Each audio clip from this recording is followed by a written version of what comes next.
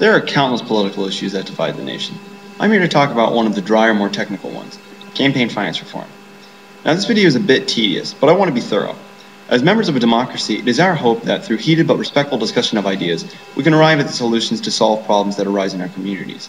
Moreover, as members of a republic, it is our goal to elect able-minded representatives most in tune with the will of their constituencies, thereby transferring the political desires of the people into the structures of power capable of realizing those desires.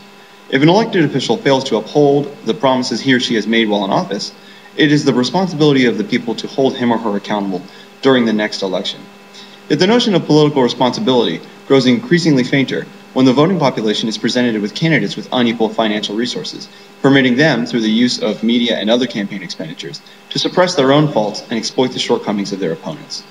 Although every campaign has its fair share of pandering and politicians attempting to put their best foot forward, when the financial history of a particular candidate or the extreme wealth of a small sector of the population that supports this candidate can allow them to inundate the public with campaign advertisements, our democratic forum ceases to function properly. All of that is just the basis of my conceptual opposition to our current campaign finance system. It's pretty simple to talk about hot-button issues like immigration, gun ownership, or gay marriage, since these topics affect a particular subgroup of the American population and their perceived role in our national political culture. There are a number of reasons campaign finance reform isn't the subject of televised debate questions or discussed on morning news programs. The first and most obvious answer is that it's technical, meaning it's boring. The second is that there hasn't been much political action recently in terms of campaign finance reform to make the issue a nationally relevant topic for discussion. The third factor preventing coverage of the campaign finance issue is that much of the population either doesn't regard the present circumstances as anti-democratic, or they've grown sufficiently frustrated and think that the solution won't come organically from the people. My aim in making this video is to, in part, address those three concerns. Perhaps by recounting a brief history of campaign finance, parsing out some of the complicated details determined by select landmark bills and court cases, and summarizing some of the effective methods for substantive reform, I might be able to frame campaign finance reform as a pressing, relevant, and tenable goal. Beginning as early as 1907, several laws have been enacted and subsequently altered that address the rising cost of campaigns. The first serious initiative was the Federal Election Campaign Act, or the FECA, of 1971, whose underlying provisions were later bolstered through an amendment in 1974 and then weakened in the Supreme Court case Buckley v. Valeo in 1976. The Federal Election Campaign Act effectively established limits on contributions made by the public, directly or through political action committees, to a campaign, or by an individual candidate to his or her own campaign during both the primary and general election, and on media expenditures associated with that campaign. Additionally, federal candidates and political committees were forced to disclose financial information through strict federal procedures. The amendment in 1974 went a step further by founding the Federal Elections Committee, which would enforce those limitations.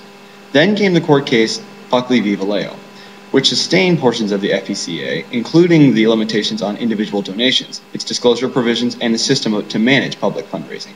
Yet the restrictions for expenditures from campaigns by individuals and organizations and by federal candidates spending their personal finances for political ends were all annulled.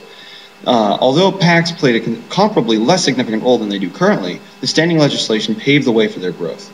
Moreover, the Supreme Court's decision led directly to a different set of fundraising problems, based around the pesky distinction between hard and soft money. The next overarching reform measure, the Bipartisan Campaign Reform Act, or BCRA, of 2002, better known as McCain-Feingold, addressed campaign finance issues that were the unintended consequence of the Federal Elections Campaign Act. In financing terms, the FECA permitted a limited and disclosed basis for hard money contributions, political donations made directly to the campaign of a particular candidate. The purpose of McCain-Feingold was to address the expanding influence of soft money, cash collected by national or state political parties to spend for general party-building purposes. A frequent example of how these funds came to be spent was apparent in issues advocacy advertisements, commercials that discussed candidates on their stances on certain issues, and all but encouraged voters to choose a particular candidate. Until McCain-Feingold, there were no limitations on the amount of spending that could be directed into these partisan media expenditures. After passage of the bill, individual contribution limits were raised, issue advocacy was more clearly defined, disclosure requirements were strengthened, and soft money was abolished. Everything pointed towards more lasting reform, until another judicial intervention undid much of the progress achieved in the legislature. In a 5-4 ruling, the Supreme Court deciding on this case Citizens United versus Federal Elections Committee found that the government is prohibited by its commitment to preserving First Amendment freedoms from regulating, thereby censoring, political broadcasts in campaign seasons when those broadcasts are funded by non-political groups. This directly struck down the restrictions on electioneering communications, those ads that directly mention specific candidates, which McCain-Feingold had limited. With respect to corporate-backed political advertising, the Supreme Court's ruling in Citizens United did much to return American campaigning to a 1976 basis for operating. Although measures were partially undermined by the Supreme Court ruling in Citizens United, in 2010, a new bill referred to as the Disclose Act was introduced in Congress to directly undo the precedent set by the Supreme Court. Unfortunately, in order to garner support, the bill was meaningfully altered to exempt large nonprofit organizations from disclosing their donations, which weakened its commitment to democratic ideals. Although it passed in the House of Representatives, it was a single vote short of passage in the Senate. It could be argued that removing PACs and super PACs from the current political system altogether would do more good in terms of restoring democracy. But the first, more achievable step would be to stem their influence. The way to do this comes from passage of the original Disclose Act. I urge you to click on the link below and sign the petition I've drafted. Thank you very much.